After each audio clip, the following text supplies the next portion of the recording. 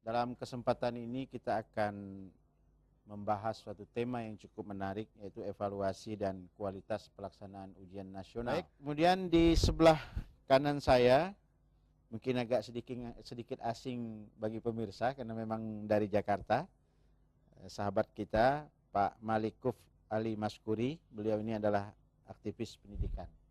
Assalamualaikum Pak. Ya, kita sudah mengetahui bahwa pelaksanaan ujian nasional untuk SMK, SMA dan SMP sudah dilaksanakan. Kemudian lama lagi anak-anak kita di sekolah dasar juga akan menggarakan ujian nasional pada tanggal 10 sampai 12 Mei, Pak ya. Nah, tentu dari 3 kegiatan yang sudah kita pantau dan kita lihat, tentu kita akan mengevaluasi, mungkin ada hal-hal yang perlu diperbaiki, juga mungkin ada hal-hal yang perlu mendapat perhatian khusus berkaitan dengan ujian nasional. Berbicara ujian nasional, tentu kita berbicara juga kualitas, ya. Bung Mauquf ini kan dekat dengan pusat kekuasaan, apalagi sering keliling-keliling Indonesia dan rangka juga berdiskusi dengan teman-teman guru, mahasiswa. Nah, Anda melihat dari tahun ke tahun bagaimana kualitas dari ujian nasional kita itu? Terima kasih Pak. Sebelumnya saya memberikan apresiasi kepada Kementerian Pendidikan Nasional sudah mampu melaksanakan. Semakin hari semakin ada perubahan yang positif yang saya lihat. Tapi saya sendiri sangat menyayangkan perubahan itu begitu lamban diambil kebijakan itu untuk memperbaiki sistem yang ada. Karena kalau menurut saya melihat dalam proses penilaian ini masih banyak harus yang direvitalisasi, yang harus diperbaiki kembali. Terkait masalah teknis di lapangan, yang mungkin tadi Bapak saya juga menyampaikan tentang keprihatinannya terhadap isu-isu yang muncul. Namun saya pribadi juga menemukan hal yang nyata, dan saat itu saya juga menjadi seorang pengawas dan menemukan hal yang real terjadi. Ada memang kecurangan-kecurangan dalam penilaian-penilaian itu, dalam pelaksanaan ujian nasional itu. Ini saya sendiri sebagai seorang pendidik sangat prihatin terhadap hal ini, walaupun mungkin secara aturan tidak diperbolehkan memberikan jawaban itu kepada anak didiknya.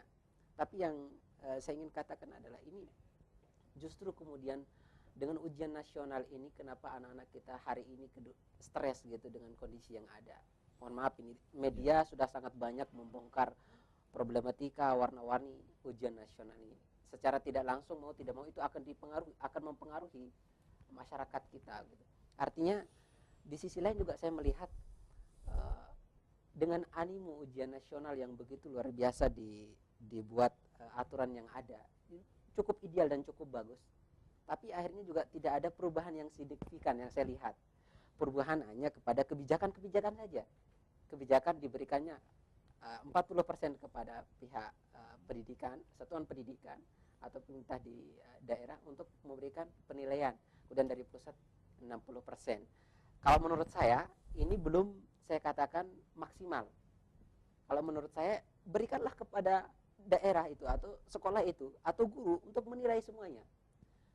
Silahkan pusat memberikan standar yang harus dinilai dan diaplikasikan nanti di daerah. Kemudian karena setahu saya gurulah yang mengetahui proses pembelajaran itu, dan di sanalah guru akan mampu menilai secara objektif.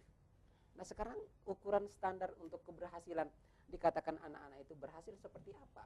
Setiap daerah berbeda-beda ya. Dan setiap daerah berbeda. Dan ini perlakuannya sama. Mohon maaf kalau saya ingin mengatakan ada hal yang belum adil dalam pelaksanaan ujian nasional ini. Kenapa kemudian daerah-daerah yang ada di pusat yang mungkin secara prasarana, kemudian tenaga pendidik dan kependidikan itu luar biasa sempurnanya, disamakan dengan daerah-daerah yang jauh sekali dengan hal yang tadi. Nah, saya justru kadang-kadang mengatakan saya sangat tidak sepakat dengan ujian nasional ini dilaksanakan. Bila ini dijadikan salah satu acuan untuk menjadi ukuran bahwa mutu pendidikan kita di Indonesia itu bagus, saya tidak sepakat dengan hal itu.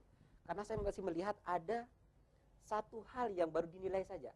Ada satu penilaian yang belum mengandung azas keadilan yang ada di sekitar penilaian-penilaian yang lain. Salah satunya, mohon maaf, ini afektif ini bagaimana cara penilaiannya? anak-anak kita itu di sekolah sudah 3 tahun 6 tahun kemudian dengan hanya ujian lulus dengan ujian nasional saja dia kemudian dikatakan sukses. Ini seperti apa begitu? Walaupun mungkin karakter saat ini. Dan mohon maaf, saya kemarin melihat di televisi dan juga berdiskusi dengan teman-teman saya. Saya katakan, ini adik-adik kita, anak-anak kita ini belum selesai, belum diumumkan ujian nasional itu mereka lulus atau tidak. Tapi apa yang terjadi? Justru mereka boncengan kemana-mana dengan teman-temannya. Perpisahan lagi. Nah ini yang mau itu apa gitu kan? Nah ini mohon maaf, satu lagi hal yang sangat saya garis bawahi di sini. Kalau saya sangat percaya kebocoran itu ada, karena saya sendiri yang melihat dan dengan mata saya sendiri ketika saya melakukan pengawasan itu. Dan kemudian ini yang sangat mengagetkan bagi saya gitu, ketika saya melihat ini kalau tahun-tahun lalu ini yang nyontek ini Pak anak kita, tapi yang nyontek hari ini adalah guru kita. Nah, gitu. Yang memberikan kemudian jawaban kepada anak-anak kita. Ini yang memprihatinkan sekali bagi saya gitu. Saya juga sebagai seorang pengawas, sebagai seorang guru juga melihat, saya tidak mengatakan bahwa itu mungkin yang harus kita perbaiki bersama-sama gitu kan. Nah, ini yang menjadi PR besar kita. Dan saya lebih sepakat ujian nasional ini dilaksanakan dengan catatan ujian akhir hasil dari ujian nasional itu dijadikan salah satu ukuran pemetaan. Jadi daerah Kalimantan Barat, Kalimantan Timur, namun Papua, mungkin yang perlu juga kita sampaikan kan, ini kan ada kekhawatiran di semua kalangan, sehingga mohon maaf bukan mungkin siswanya yang berlebihan, tapi gurunya juga, atau mohon maaf mungkin institusi, karena di tempat kita ini kelulusan itu menjadi diskusi panjang. Kepala dinasnya bisa dievaluasi, tidak berhasil, mungkin UPT-nya gitu ya Pak ya, semuanya yang suka mengkritisi dan sebagainya. Nah, sehingga guru ikut campur dalam artian juga memberikan jawaban kepada siswa. Ada satu yang menarik, misalnya tidak mungkin rasanya di tempat jauh di sana itu lebih bagus gitu, rasanya ada hal yang janggal menurut kita. Nah ini kalau menurut pengamatan Bapak seperti apa ini bisa terjadi? Ya. Jadi semua elemen ini punya tanggung jawab yang sama. Pemerintah, kemudian di rumah juga keluarga gitu kan, masyarakat, guru juga yang punya tanggung jawab besar terhadap suksesnya pendidikan ini. Juga sebenarnya dalam proses memperhatikan dan mendorong semakin hari pendidikan ini akan semakin baik. Namun juga harus ada peran serta pemerintah ini memberikan kebijakan yang proporsional. Dan saya pikir pemerintah pusat itu sudah mengetahui hal itu. Tentang bagaimana siapakah yang seharusnya menilai, seperti Bapak saya tadi menyampaikan. Karena yang mengetahui tentang anak-anak itu adalah guru, sekolah. Saya berpikir ke depan itu jangan lagi ada kesenjangan-kesenjangan yang mungkin terjadi karena kebijakan-kebijakan yang dibuat. Artinya percaya sajalah pemerintah pusat kepada pemerintah daerah yang akan mengeksekusi agenda-agenda besar. Apalagi ini sudah diatur dalam otonomi daerah, dan itu hak daerah untuk memperlakukan, membuat dan mendesain bagaimana kemajuan daerah itu, karena merekalah yang memahami tentang daerahnya. Nah, saya justru sepakat dengan Pak Mansur tadi yang menelpon begitu. Ya benar, kita ini seolah-olah kita dilepas tapi ekor kita ditarik-tarik begitu.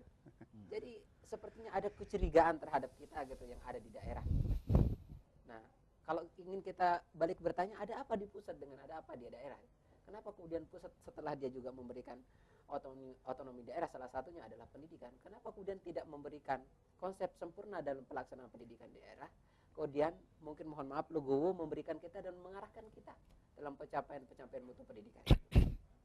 Nah ini ke depan harapannya pemerintah memberikan standar umum yang harus dicapai, dan itu dijadikan salah satu acuan untuk pemetaan, dan diperlakukanlah daerah-daerah itu sesuai dengan kondisinya. Nah, ini yang tidak dilakukan hari ini yang saya lihat dan yang saya analisa dengan teman-teman. Nah, ini belum mencapai ke sana. Walaupun tadi sudah ada 40%. Kalau kemarin 100% dari 100%. Sekarang sudah mau membuka diri. Nah, semoga saja harapan kita ini makin dibuka ya. Kemudian diserahkan sepenuhnya seperti harapan Bapak saya tadi. diberikan sepenuhnya kepada pemerintah daerah untuk mengolah. Tinggal nanti pusat memonitoring dan mengevaluasi keberhasilan daerah sesuai dengan konstitusi, undang-undang, dan aturan-aturan serta kebijakan yang sudah dibuat. Ini lebih mengenakkan kita, dan saya yakin ini tidak akan pernah lagi ada kecurangan-kecurangan yang dilakukan oleh murid, bahkan juga kecurangan-kecurangan yang dilakukan oleh guru itu sendiri. Karena ini kekhawatirannya besar.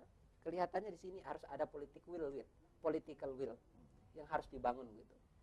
Dan ini sudah terlihat, ada Bapak saya juga, ini sangat saya berterima kasih bisa bertemu di sini. Ini adalah salah satu bentuk kontribusi untuk memperbaiki pendidikan ini. Dan mestinya juga yang lain, termasuk masyarakat dan pendidikan di rumah juga harus memberikan hal yang terbaik juga terhadap pendidikan ini.